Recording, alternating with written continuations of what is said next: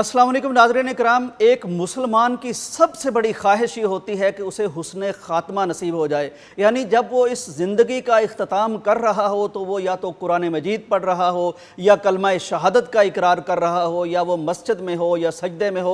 लेकिन नाज़रीन इकराम, ये कैफ़ियत और ये हुस्न ख़ात्मा हर शख्स को नसीब नहीं हो सकता। इसकी ख्वाहिश तो की जा सकती है लेकिन इसको पाना हर किसी के बस की बात नहीं। ये अल्लाह के ख़ास बंदे, अल्लाह के वली बंदे, अल्लाह के करीब बंदे ही ऐसा हुस्न ख़ात्मा पा सकते हैं। ऐसी ही एक खूबसूरत खबर मिस्र से आई है। 77 साला अहमद अब्दुल हमीद नामी एक बुज़ुर्ग आदमी हैं जो जुमा के रोज़ खुतबा जुमा सुन रहे थे, मस्जिद में मौजूद थे, इमाम साहब दुरूद पढ़ रहे थे, कुरानी आयात पढ़ रहे थे। ये हमा तन गोच सुन रहे थे कि ऐन उसी वक्त मलकुल मौत हाजिर हुआ और मस्जिद के अंदर कुरान सुनते हुए, दुरूद सुनते हुए, खुतबे की कैफियत में, खुतबे की हालत में समाअत करते हुए अल्लाह तबारक व तआला ने इनकी ज़िंदगी का ख़ात्मा कर दिया। सोशल मीडिया पर यह खबर बहुत वायरल हुई। मुकामी लोगों और वाकिफ़ाने हाल का कहना यह है कि ये शख्स इंतहाई मस्जिद से ताल्लुक़ रखने वाला था। वो जो कुरान मजीद में बताया गया है नेक लोगों की सिफ़ात वो इसमें मौजूद थी, और जो वो हदीस में बताया गया है प्यारे पैगम्बर ने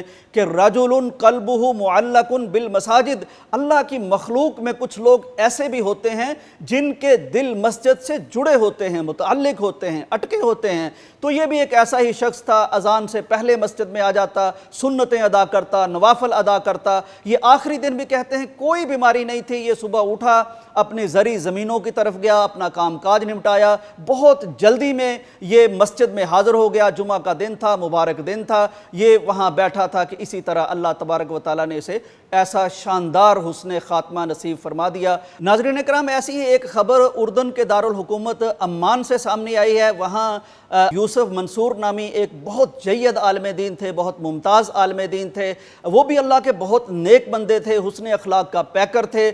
उनके मुतल्लक भी ये खबर बहुत शानदार आई है कि वो ऐन इशा की नमाज की इमामत करवा रहे थे कि अल्लाह के हुजूर हाज़िर हो गए। उन्हें भी अल्लाह तबारक व तआला ने हुस्न ख़ात्मा अता फरमा दिया है। बताया जाता है कि इनका अखलाक बड़ा अच्छा था, इनका तरीका बड़ा अच्छा था, इनका सुन्नत से तमस्सुक बड़ा अच्छा था, कुरान के साथ इनका ताल्लुक़ बड़ा अच्छा था, मखलूक खुदा के साथ इनका हुस्न अखलाक का ताल्लुक़ बहुत अच्छा था। तो अल्लाह ताला ने इसका नतीजा ये दिया कि एक बेहतरीन हुस्न ख़ात्मा इन्हें अता फरमा दिया। और ये याद रखिए कि ये हुस्न ख़ात्मा वो चीज़ है कि नबी कायनात का इरशाद है कि एक शख्स जिस कैफियत में अल्लाह के सुपुर्द होता है उसको मौत आती है, कल क़यामत के रोज़ वो वही काम करते हुए उठेगा। आप अंदाज़ा कीजिए कि ये इमाम साहब जब उठेंगे तो ये नमाज इशा पढ़ा रहे होंगे, इनके लबों पर अल्लाह ताला की आयात होंगी, और वो जो मिस्र की हमने 77 साला शख्स की बात की, वो जब उठेंगे तो वो खुतबा सुन रहे होंगे, उनके कानों में दुरूद इब्राहीमी पढ़ रहा होगा, अल्लाह की कुरानी आयात पढ़ रही होंगी।